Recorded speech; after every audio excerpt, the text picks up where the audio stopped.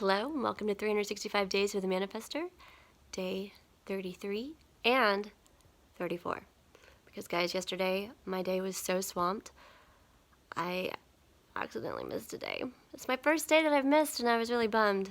And I was tempted to do it, but it was like 2 in the morning by the time I remembered and I was so tired. So today I'm going to do 33 and 34. And I wanted to share with you guys this thought, or this not really a thought, but it's a book that I came across a while back, and it really has helped me a lot. It's called Divine Magic, and there's some controversy over Doreen Virtue. She's does some interesting things, but the content of this I found to be really fascinating, really helpful.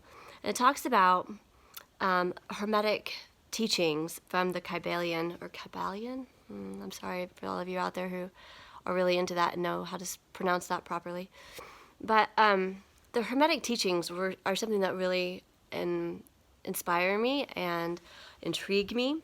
And so I have read this book a couple different times now, Divine Magic. And one of the things that really comes out of it for me, and it kind of goes along with the energy, also goes along with some of the things I was talking about recently with other people, is polarity. And that in all things there is polarity. And, you don't know hot without cold. There's no way for you to distinguish what is hot if you don't know what cold is. And along the strand, along the vibrational level or vibrational currency of temperature, you have a spectrum that ranges from very, very hot to very, very cold, that it almost it becomes a circle, because what feels very, very cold almost is what feels very, very hot, right? And then in between that wavelength of temperature is all these varying degrees of warmer and cooler temperatures. And what I find really fascinating about that is in Hermetic teachings, I talk about how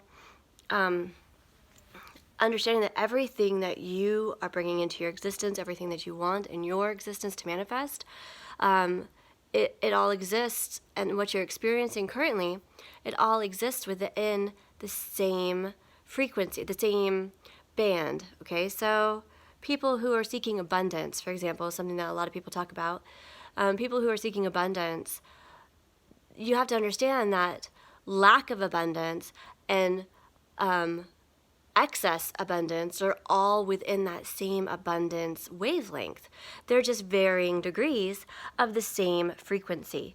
So not for same frequency, same energy, right, of not having and having. Higher, the higher you go on the band,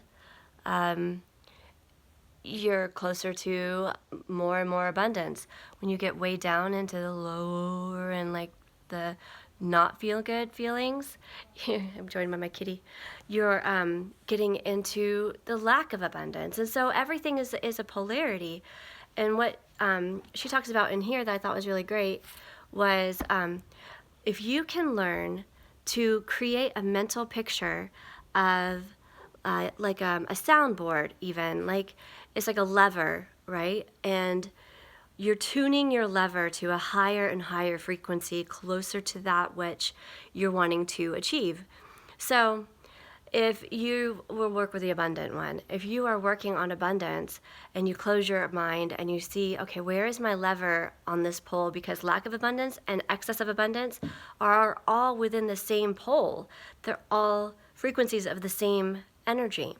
So where is mine? And you visualize it, it's a little bit lower than medium right now. Okay, we're going to visualize putting that back up and hold it up to a higher place of abundance. If you can't put it all the way up to the top and that lever go all the way up to the top, that's fine. Don't freak out over it. Don't feel like a failure. Just start where you are and move that lever mentally up. One of the tricks I've done occasionally with other areas of my life has been when I feel like peace, I'm looking for peace. I'm like, where is that peace feeling? I raise my lever up to peace, and sometimes I have to put like a lock, like visualize putting a lock on it to lock that in place, because otherwise it just kind of slowly breaks back down. So I wanted to share that with you guys because I found that to be a really helpful tool that has come out of the Hermetic teachings for me. And I think that that goes a long way with once you understand what your signature is for your type. The type is your aura field. For me, I'm a manifestor, but there's the generators, there's the reflectors, and then there's the projectors. And each one has a particular signature. And that's the feeling, that's the signpost feeling that you're supposed to have when you're right within your energy system, when you're moving along and using your authority and strategy properly. And so for manifestors, my signature is peace. So it makes sense before that I was seeking peace and constantly putting my, measuring my lever to where I felt peaceful. And you guys could do the same thing for, if you're looking for satisfaction or success. And I don't remember honestly what the other one is, but what, pin that up and see where your lever is in relation to your signature, your signpost of being on the right track. I think that you might find it fascinating. And this works for even people who are into human design. If you are just really wanting to improve the mental quality of your thoughts, to put that lever up and really start to pay attention to where it is on certain things. If you are saying, I need more of this and more of this and more of this in my life, but that you check that lever and your lever is like, oh, I'm way down and the opposite of what I'm trying to achieve, visualize it going back up and even physically move it. Like I will do this motion with my body to move it back up as I visualize it in my mind. So I hope that's helpful to you, and that should be, that should be all I say about it, to be honest with you, is what I'm trying to say.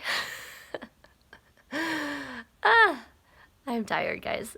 So I will talk to you guys again tomorrow.